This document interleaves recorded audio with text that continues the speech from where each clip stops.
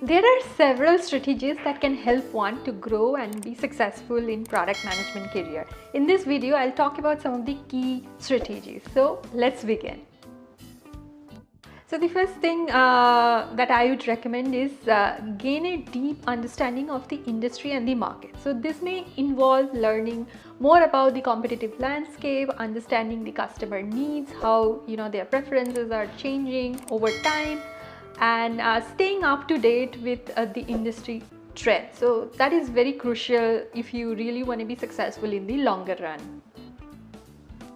The next on the list should be develop strong communication and leadership skills. So as a product manager, you'd be responsible for communicating and collaborating with a wide range of stakeholders, including your developers, designers, marketeers, and your executives. So strong communication and leadership skills can help you effectively motivate them and drive success. So some of the things that you could do would be look up to people who are good with communication skills or leadership skills.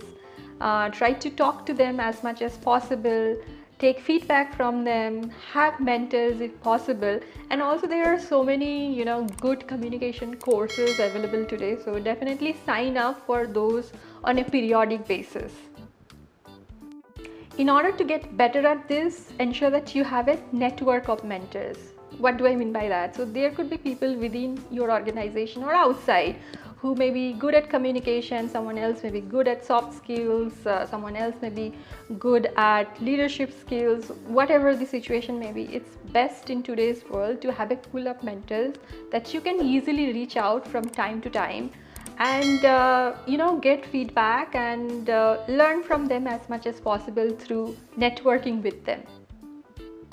The next one is a continuation of the previous one, which is build strong network. So build relationship with other professionals in the industry, and it can help you expand your knowledge, open up new opportunities, and give you access to valuable resources and advice when you need them. My next advice would be always seek out new challenges and opportunities and never stop learning.